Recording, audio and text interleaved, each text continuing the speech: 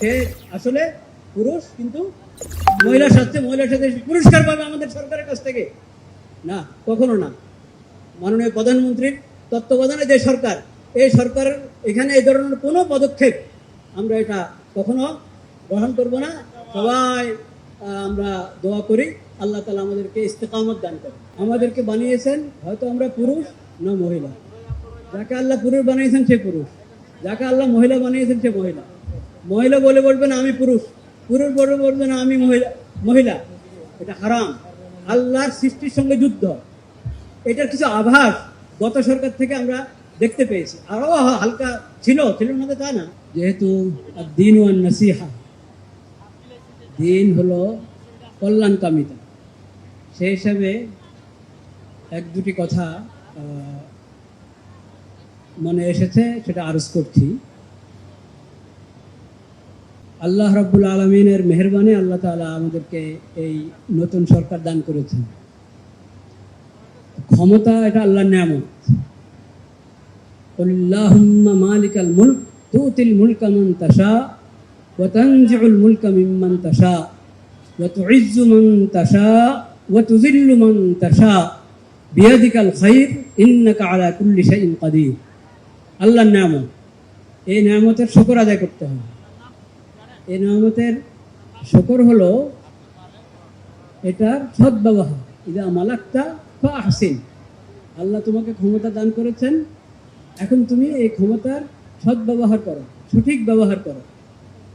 ইনসাফ কায়েম করা সবার ক্ষেত্রে, নিজ এবং পর।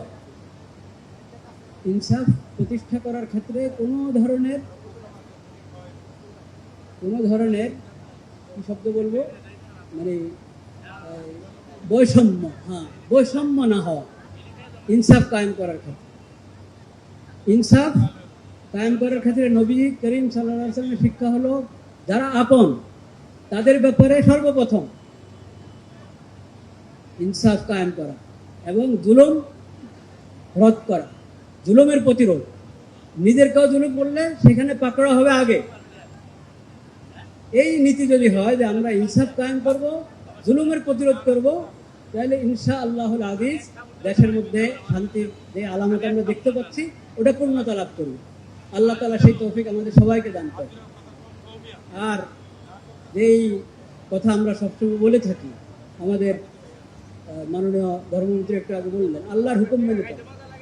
এই হুকুমটা কিন্তু ব্যাপক, একবারই ব্যক্তি পর্যায় থেকে নিয়ে রাষ্ট্র পর্যায়ে, আন্তর্জাতিক পর্যায়ে সব ক্ষেত্রে আমরা যে কোনো পদক্ষেপ গ্রহণ করার ক্ষেত্রে এটা চিন্তা করব যে আল্লাহর রসুল অসন্তুষ্ট হন, আল্লাহর শরীয়তের বিরুদ্ধে কোনো চিন্তা, কোনো পদক্ষেপ চলে যাচ্ছে আমাদের, এটা যেন ভুলও না হতে পারে, সেটার জন্য খেয়াল করা এটা আমাদের বহুত বড় দায়িত্ব। একটা প্রসঙ্গ আমি একবারই সুনির্দিষ্টভাবে এই মজলিসে আজকে বলছি, যেহেতু সবাইকে পেয়েছি। সেটা হলো আল্লাহ রাব্বুল আলামিন আমাদেরকে বানিয়েছেন হয়তো আমরা পুরুষ না মহিলা।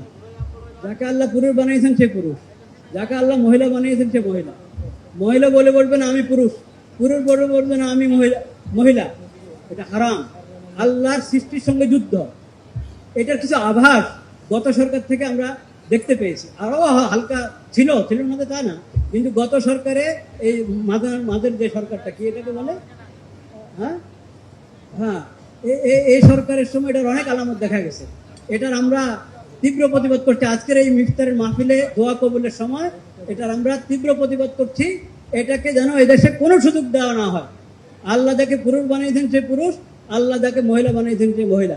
এখানে কিছুদিন আগে পুরস্কারের ঘোষণা এসেছে, দেখেছি, এই ট্রান্সজেন্ডারের পুরস্কার। নাউযুবিল্লাহ। সে আসলে পুরুষ, কিন্তু মহিলার সাথে পুরস্কার পাবে আমাদের সরকারের কাছ থেকে? না, কখনো না। মাননীয় প্রধানমন্ত্রীর তত্ত্বাবধানে যে সরকার, এই সরকারের এখানে এই ধরনের কোনো পদক্ষেপ আমরা এটা কখনো গ্রহণ করব না। সবাই আমরা দোয়া করি আল্লাহ তাআলা আমাদেরকে ইস্তেকামত দান করেন। ওয়া আখিরু দাওয়ানা আলহামদুলিল্লাহ।